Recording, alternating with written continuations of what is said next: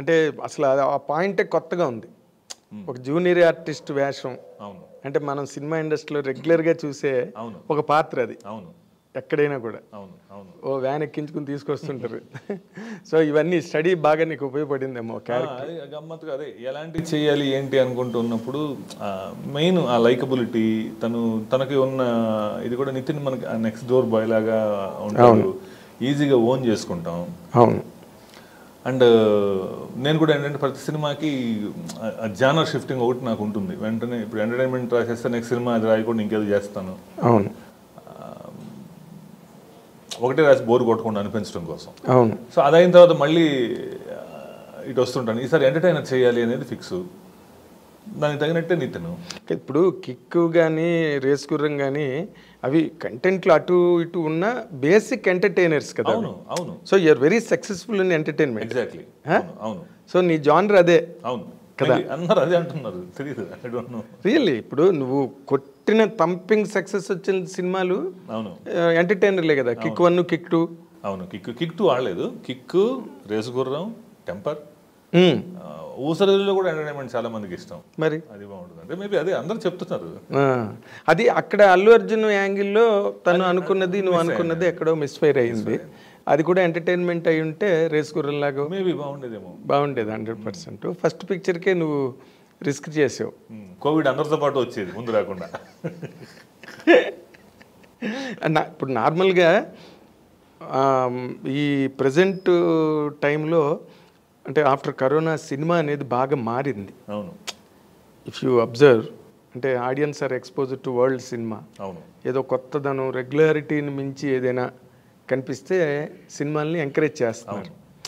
మనం ఒక విరూపాక్ష తీసుకున్నా, లేకపోతే నాని దసరా తీసుకున్నా, ఈ సినిమాలు అన్నీ బాగా జనం, మొన్న పొలిమేర, మంగళవారం, ఇవన్నీ ఏవో అంటే మనం రెగ్యులర్ లైఫ్ కాదు అది. అవును.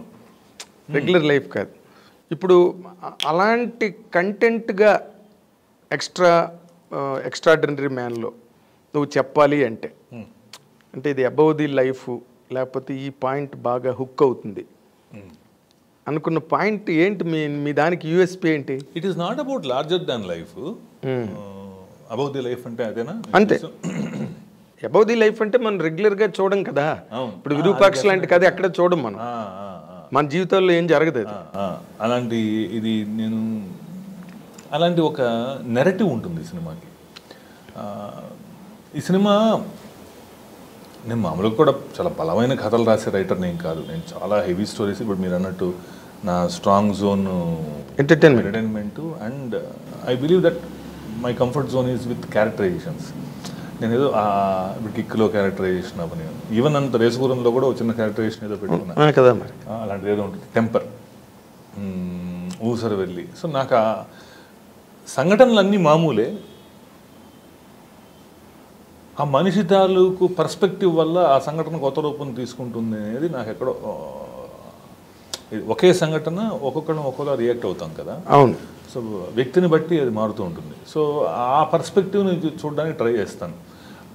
అది బై డిఫాల్ట్ థాట్ ప్రాసెస్ నాకు అలా అలవాటైందా ఇంకొకట అదేంటో తెలియదు, కానీ ఐ ఎంజాయ్ దట్. సో అలా ఇది completely character driven story. Completely character. Even నా పేరు సూర్యాలు కూడా క్యారెక్టర్ డ్రైవే. కిక్ అయినా క్యారెక్టర్ డ్రైవే, రైస్ గుర్రం అయినా క్యారెక్టర్ డ్రైవే. సో ప్లాట్ బేస్డ్గా నేను రాసింది ఏమైనా ఉందేమో నాకు తెలియదు. నాకు ఎక్కడో ఇది నాకు కాస్త అది ఇష్టం. కానీ పెద్ద హీరోలు ఎవరికైనా కూడా క్యారెక్టర్ డ్రైవ్ స్క్రిప్ట్లు అయితేనే బాగుంటాయి ఎవరికైనా. ఎందుకంటే they love to watch him కదా.